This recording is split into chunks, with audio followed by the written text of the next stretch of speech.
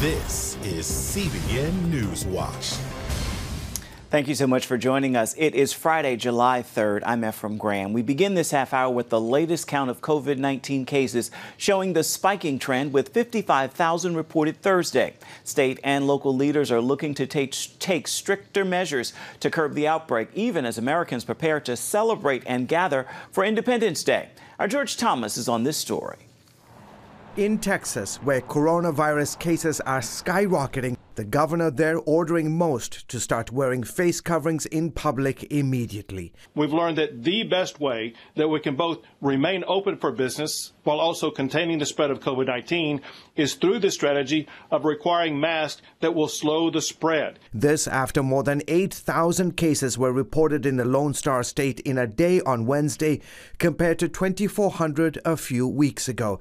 Texas joining 3 other states, California, Arizona, and Florida, where more than 50% of the country's new COVID-19 cases are being recorded. Right now, if you look at the number of cases, it's quite disturbing. And we're setting records practically every day of new cases. Health experts are concerned the pandemic could get worse after the 4th of July weekend, so hospitals across the country are preparing. It makes me really nervous. I know after the 4th that we could potentially see another surge. To get ahead of the surge, states like California are rolling back their reopening plans, instead ordering indoor restaurants, entertainment centers, movie theaters, and beaches closed for the next 3 weeks and urging residents to wear masks. 19 other states taking similar measures to pause or reverse their reopening plans. I feel that more and more people are realizing, you know what, the numbers aren't dropping.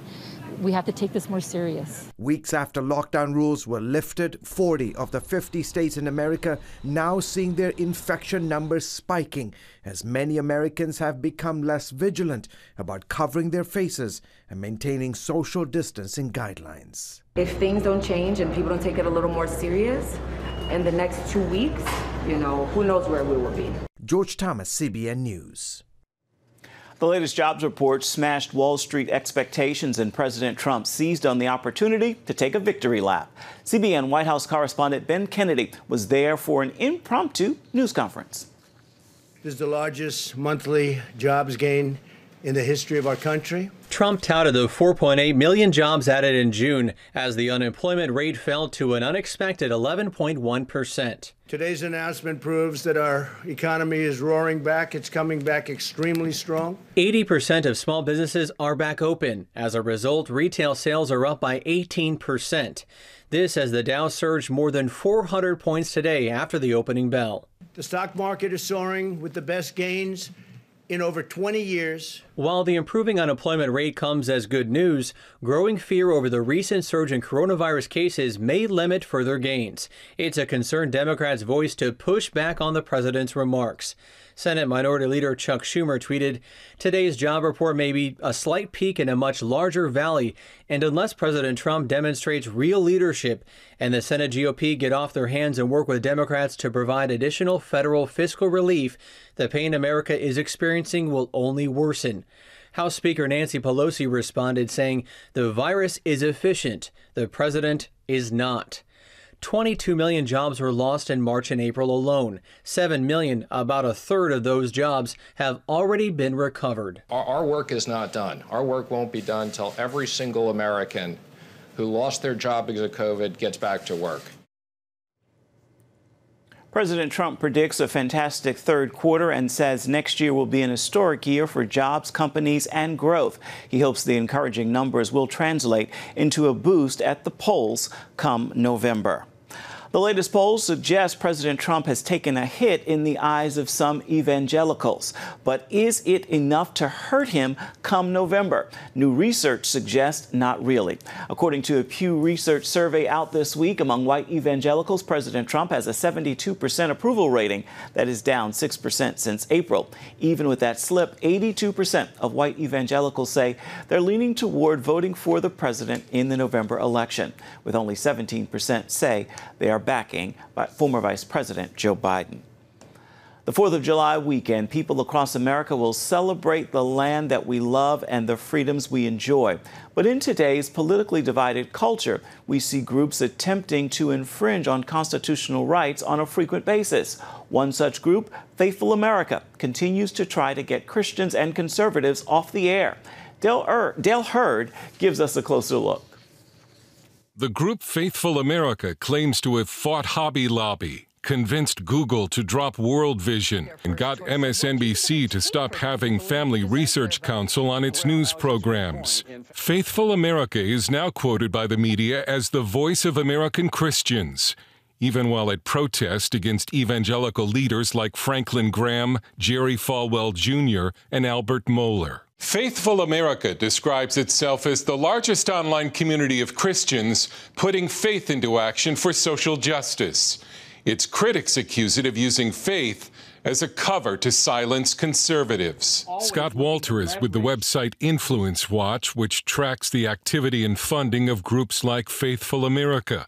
We asked him to describe them. Oh, that's easy. Just another half-fake left-wing nest of operatives. I mean, they get taken much more seriously than they deserve. In this video from Faithful America, activists are seen trying to get then MSNBC host Chris Matthews to stop having Tony Perkins of Family Research Council on his program. Matthews accuses them of censorship. You want to silence people. You want to silence people. We want a progressive. No, you want him. What channel do you want Tony Perkins on? What channel would you like him on? I prefer that he's not. See? You want to silence him. Faithful America's latest target is Jim Bakker, after a naturopath on his show suggested his Silver Solution product could help fight coronavirus. The left and the media said Bakker claimed it was a cure for COVID-19, something he did not say. But Faithful America is trying to get channels to drop his program.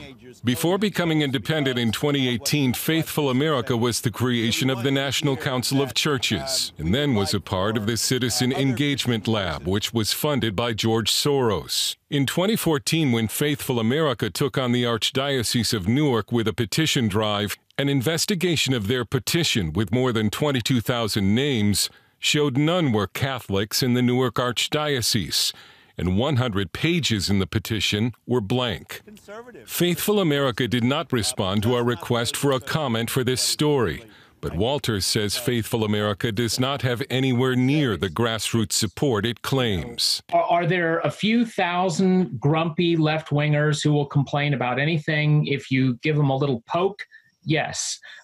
Does this remotely mean that any pastor anywhere, any church leader, any politician should take this seriously as a profound grassroots movement? No. Dale Hurd, CBN News. When President Donald Trump recognized Israeli sovereignty over the Golan Heights last year, Israel thanked him by naming a community after him. It's called Trump Heights, but recently vandals ripped the letters off the sign for the community. Rabbi Tully Weiss, founder of Israel 365, said he believes it was meant to undermine the friendship between the United States and Israel. So in honor of America's Independence Day, they're fixing the sign and planting trees to beautify the area. The 4th of July in America is a great holiday, and in Israel also, it's a chance for us to show our appreciation, to celebrate the shared friendship and the relationship between Israel and the United States. Coming up, with masks becoming a necessity in everyday life, there is one organization making sure everyone who needs one has one. We'll be right back.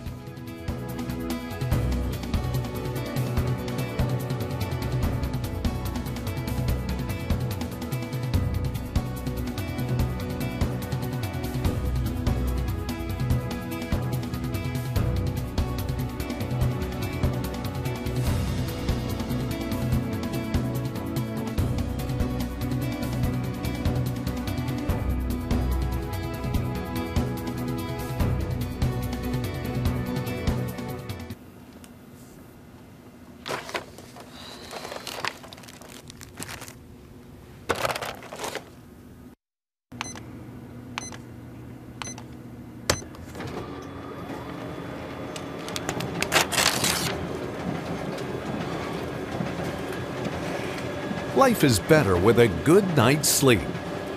Get your free DVD or booklet of Protect Your Sleep today. I'm Ephraim Graham, and this is Studio 5. Cruise with me as I discover the good things happening in the world of music, sports, television, and movies. The fact that Ryan Coogler was going to be directing the film, I knew that something special was going to happen. We'll chat with artists at the forefront of entertainment and explore the connection between popular culture and faith. I asked my pastor, I said, well, does that mean I'm supposed to be a preacher? He says, well, no, you already have a pulpit. Watch Studio 5 Wednesday night at 9:30. Remember for a moment what it was like to be a child. You believed every story you were told. You saw a world full of endless possibilities. What stories will the world's orphaned and at-risk children believe? We believe the Bible tells the only story truly worth believing. We believe that every child should have the opportunity to dream, the chance to take challenges and turn them into possibilities, the chance to stand on the promises of God, to recognize their place in the greatest story ever told. They have their whole lives ahead of them. Theirs is a world of endless possibilities. They are looking for a story to believe. We will tell them that story. Will you join us?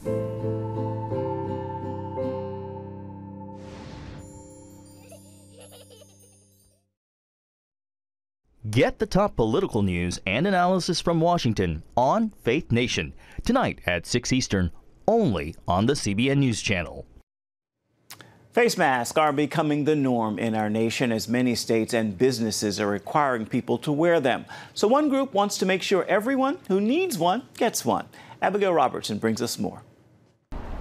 Haley Gottlieb's 15-year-old downtown LA apparel factory was one of many businesses indefinitely shut down a few months ago when it was deemed unessential.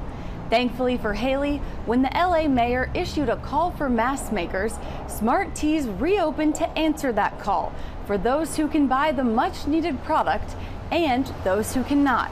The main goal is just to mask as many people as possible and to make sure that there's nothing in the way of getting people masks that they need. Haley and her business partner knew from the get-go for every mask they sold, they wanted to donate one too.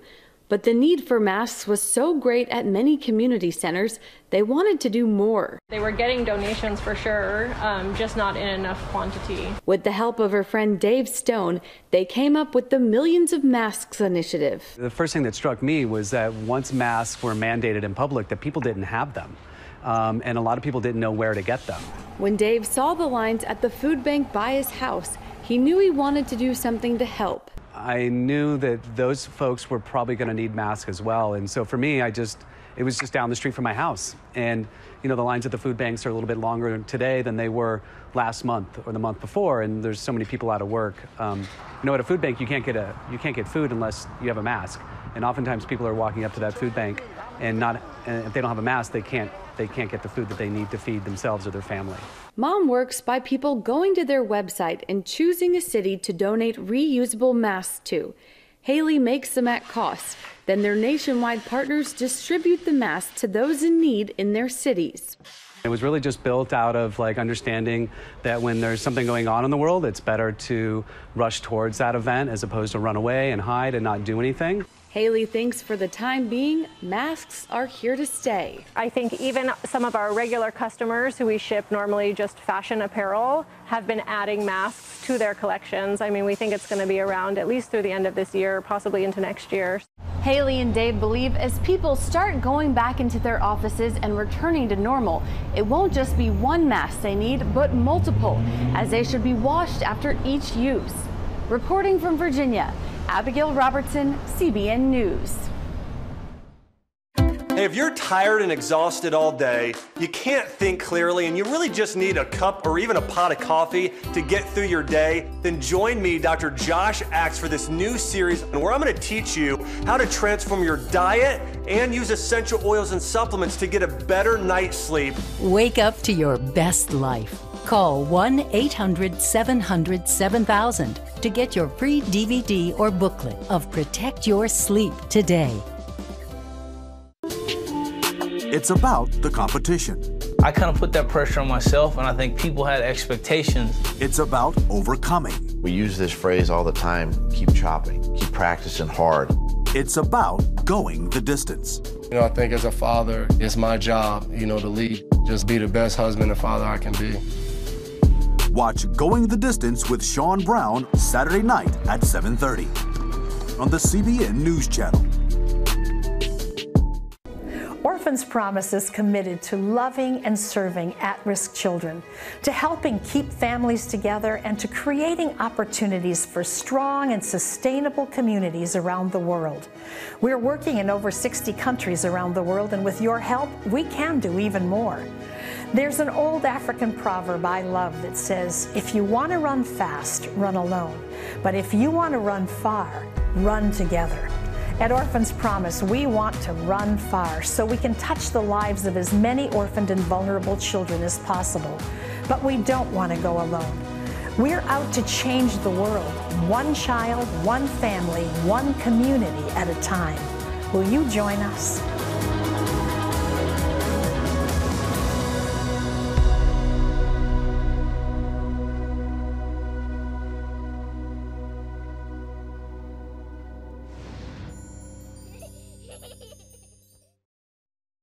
Check out the CBN News Daily Rundown podcast each weekday with me, Caitlin Burke. Click on the show tab at cbnnews.com where you can listen and subscribe. George Washington once said we needed to follow Christ or we're never going to succeed as a nation. CBN's Paul Strand takes a look at the faith of our founding fathers and how it shaped America's history. In locations all around colonial Philadelphia, founders who knew the God of liberty fought to form a nation of liberty. The Providence Forum's founder says George Washington personified this. Washington said we needed to follow Christ or we're never going to succeed as a nation. That was not a minister. That's not a right-wing conservative fundamentalist. That's the father of our country. The founders were overwhelmingly of the Christian faith, following Jesus Christ, a carpenter. And what's interesting is when they first met as a Congress, it was here in a place called Carpenter's Hall. Here in 1774, they wanted to unite against Britain, but were divided by both denomination and regional customs, like Adams meeting Washington. John Adams comes up to shake his hand, and George Washington steps back because Virginians don't shake hands. They give a bow. You might wonder how America began. Did it begin with rebellion, bloodshed? Well, actually, it began here in Carpenter's Hall with prayer.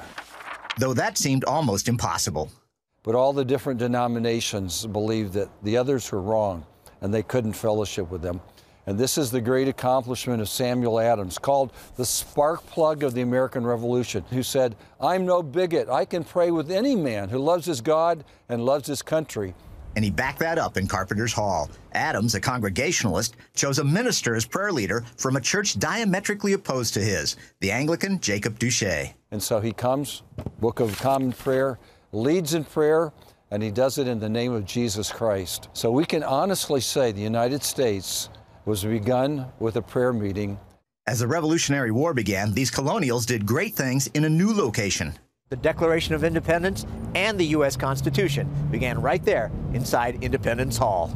From there, the Continental Congress in 1776 sent Thomas Jefferson out to come up with the Declaration. Working nearby, he put together those famed words about life and liberty, but also against slavery. Jefferson, although a slave owner, realized that they were making the world over again. They said something unique is happening here. And he said, we need to end slavery. It went to the Congress, and we're told while it was being debated, Jefferson was fuming in the corner because there's some 88 changes that were made to his document. One of those changes was taking out Jefferson's idea to wipe out slavery. Still, opponents of the practice wouldn't give up, pointing out the Liberty Bell scripture from Leviticus. Doesn't that old bill say proclaim liberty throughout the land to all the inhabitants thereof? And this became the great icon of the abolitionist assault against slavery. And they're the ones that named it the Liberty Bell. Meanwhile, at the 1787 Constitutional Convention in Independence Hall, the founders accepted the Bible saying all men are sinners and in their depravity can't be trusted. Like when it came to representatives from large states, insisting the small states didn't need equal power in the new nation's Congress. And the representative of the big state says, don't worry, we'll take care of you. And the little state representative says, we don't trust you. We believe in political depravity. And they said, we need a way that will check your power. And so a bicameral system was created. Then the new U.S. Senate and House of Representatives started meeting here, neither able to pass anything without the other. On the other side of Independence Hall, Chief Justice John Jay presided over the first Supreme Court. And he also turns out to be a president of the American Bible Society.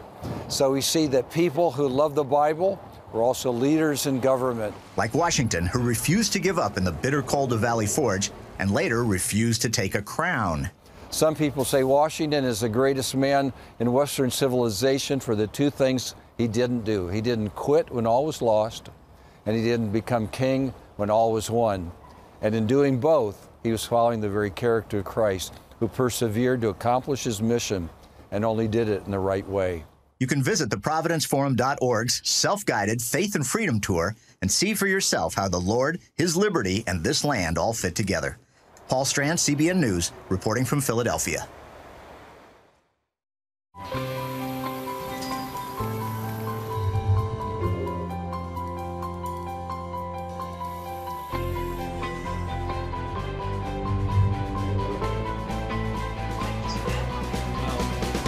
I am Region's first ROTC graduate student.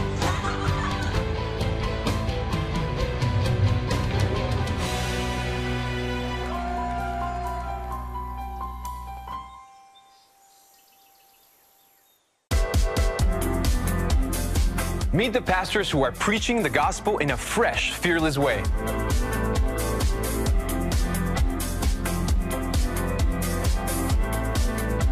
I'm Roberto Torres-Cedillo. Join me each week for Next Gen Voices.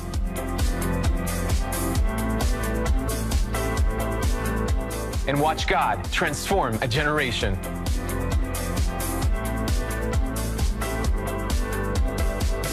How'd you like to get a redo on your health, on your body, on your arteries, so you could have the energy you had 20 years ago? The great news is you can.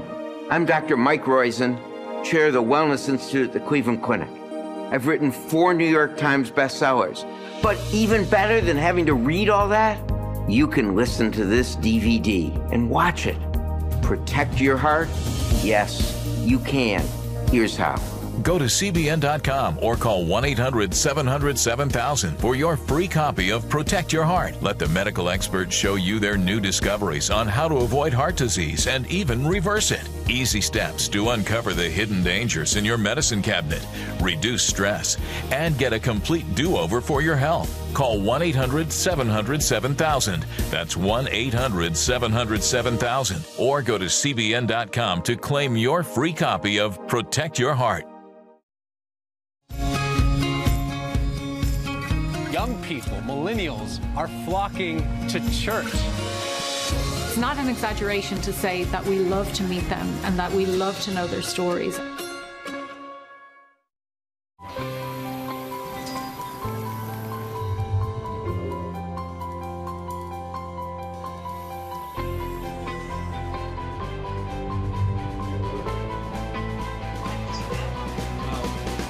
I am Region's first ROTC graduate student.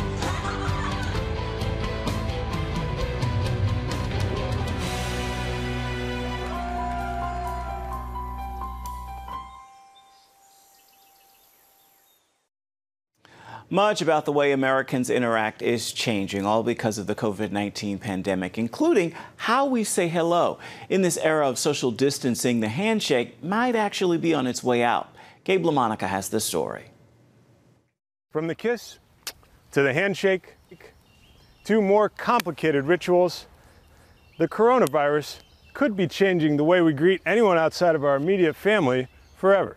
The handshake has long been a centerpiece of political life, and old habits die hard. Okay, I like that. But since that day when the president declared a coronavirus national emergency, the handshake has become faux pas. Handshakes is the worst. There's absolutely no guidelines for handshakes. Griping about the perfect grip has long been a comic's pastime. Sometimes a guy will give you a strong grip, late release, and pull you in for the too close conversation. To him, I say that's 3 strikes, you're out. The custom of clasping hands that Jerry Seinfeld confronted in the 90s dates back to the ancient Greeks. It started thousands of years ago. Patty Wood is a nationally recognized body language coach and an expert on the handshake. You grip the other person, so it made it harder for them to kill you. Why is it so important now? A handshake is actually equal to 3 hours of continuous face-to-face interaction and its ability to establish rapport. Without that joining together of hands, people are resorting to other ways of signaling good intentions. Good to see you, my man. You too. How's the family? From the practical alternatives Specto Patronum. Specto Patronum. to magical possibilities and even chemical solutions. Good to see you. Yeah, you too.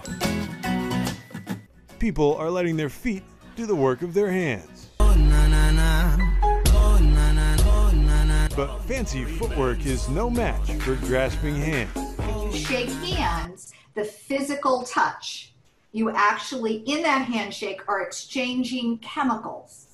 And to get down to the deep science, those chemicals act as a mnemonic device and a memory device. You're more likely to remember the person because of that chemical read that you get from them. And then deeper, you're actually getting some genetic information about that person's health. It's also a great way to spread diseases like COVID-19. Dr. Anthony Fauci with the White House Coronavirus Task Force has suggested an end to the handshake. We don't need to shake hands. We've got to break that custom. As athletes start to take the field again, the most blistering start here. The elbow bump has become the go-to greeting in the stadium. Great to see you. How close can we get? Elbow. And in the political arena. Thank you so much. Thank you. It does seem right now that the arm bump is kind of become the temporary replacement. It's become the He-Man greeting ritual to say, hey, I'm willing to take this much risk. For now, that will have to do. But nothing will ever seal the deal or the friendship like a handshake. Go ahead, shake his hand. I'm Jerry Seinfeld. I've been on The Tonight Show. Well, good night. Our body language expert says some people are still uncomfortable with the elbow bump. They think it's a little too close. So she suggests signaling a hug or a wave or even a bow. At least until medical professionals tell us it's safe to shake hands again. Gabe LaMonica, CBN News, Falls Church, Virginia. Indeed. Time now for your Friday Faithful. And today, I want to leave you with this thought as we embark upon a holiday weekend in some rather unique times. Surprise to man is not surprise to God. Fix your focus on Him and allow your faith to fade away every fear. With that word, I encourage you to make this a fabulous Friday and be sure to have yourself a wonderful holiday weekend. That is going to do it for this edition of CBN NewsWatch. I want to remind you can find more of our programs on the CBN News Channel at any time. You can also find them online at cbnnews.com. We would love to know what you think about the stories you've seen here today or any day. Email us at that address on your screen, newswatch@cbn.com. And of course, you can always reach out and touch us on Facebook, Twitter, and Instagram. We'd love to hear from you. Hope you'll join us again right here next time. Make it a fabulous Friday. We'll see you on Monday. Goodbye and God bless.